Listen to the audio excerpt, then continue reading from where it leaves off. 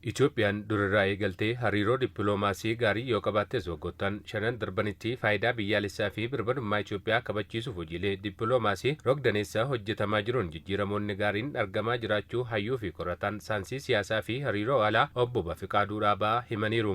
Dippiloomaasiin keenya more of isa durii beekamoo alatti maaliifi warri amma Middle East keessa jiran kun kanaan dura akka diinatti ilaalamaa sodaatamaa ture. Garuu mootummaan amma jiru kun cabse ilaalcha sun cabse jara kan firoonfatee jara kan waliin hojjatee jarri kuni har'a Itoophiyaa gargaaruutti jiru kuni hangama kiyyaan jijjiirama guddaadha dandeettii guddaadha. Badhaasonni fi beekamtiin yeroo garaagaraatti hooggantoota Itoophiyaa olaanoof qaamolee garaagaraan kennamus bu'aawwan dippiloomaasii keessaa tokko ta'uu obbo Bafiqaaduun kaasaniiru. Awoordii kenname jedhame ka Prime Ministeriidha kennan ka kantiibaa Adaanechii kenname kunis beekamtiidha. Beekamtii jechuun dippiloomaasii jechuudha. Kun hundaa bu'aa dippiloomaasiitiidha. Dippiloomaasii bichaa odaman ta'in hojii ijaan namni argee. Hojii dippiloomaasii keessatti ciminaa fi dadhabbii michuuwwanii fi diinota adda baasuun irratti hojjechuun murteessaadha kan jedhan obbo Bafiqaaduun bu'aawwan hedduun yoo galmaanis hanqinoonni mul'atan kan jiran ta'uu ibsaniiru. Paartii dura aansanii biyya caala ramaduu jarri kun immoo achi gaaniin booda teknoolojikaalii waan isaanii eeggamu waan hin qabnee fi rakkachuu mul'ata. Na uummanni agana guddaan keessattuu gaafa Afrikaa keessatti jiddu galeessa ta'ee bakkee galaana diimatti dhiyaatu. Key strategic place. Humni kun humna waraanaas haa ta'u, meeshaas haa ta'u, gabaadhaa haa ta'u humna guddaadha.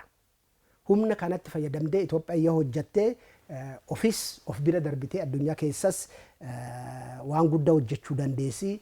Inni sirriitti hojjetamuutti hin jiru jedhee yaadan. Ulaan galaanaa dhimma waliin misoomuu akka ta'e hojiin dippiloomaasii cimaa hanga sadarkaa hawaasaattis irratti hojjetamuu akka qabus obbo Bafiqaaduun akeekaniiru. Itoophiyaan outleetii hin qabnu. Isan immoo biyya bal'aa qabdu. Biyya qabdan kana nuyis at least namni miliyoonii 120 import export wanni inni godhu kun odoo biyyi nama biyya suni hojiin hojjatin taa'ee nyaatee sun ga'a.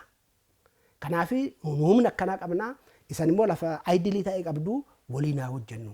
Waliin hojjenne waliin haa guddannu. Foreign policy Itoophiyaa keessatti hammatamee istirateejiin mataa isaa jiraatee addaan citin akka hin qabnetti irratti hojjetamuu qaba. Ambaasaaddaroonni biyyattii bakka bu'anii biyyoottan garaagaraatti ramadaman ga'umsaa fi ogummaan tooftaalee garaagaraatti fayyadamuun hojii dippiloomaasii cimaa ta'e hojjechuu akka qaban himaniiru. Ambaasaaddaroonni keenya dubbatanii nama of bira hiriiruu danda'u. Artikuleetii ta'uu danda'uu qaban. Barreessuu danda'uu qaban. Diijitaal miidiyaa kanatti fayyadamuu danda'an. Teknoolojikaalii saavii ta'uu danda'uu qaban. Lammiileen Itoophiyaa biyya keessaa fi ala jiraatan garaagarummaa siyaasaa fi ilaalcha kamuu yoo qabaatan birmadummaa fi faayidaa biyyaalessaa kabachiisuuf ambaasaadara ta'anii hojjechuu akka qaban obbo Bafiqaaduun amaniiru. Biyyi kun ka paartii tokkooti miti. Ka mootummaati miti biyyi kun hunda keenyati. Keenya bicha ijoollee keenya kadhalleessu kaasaanitiidha.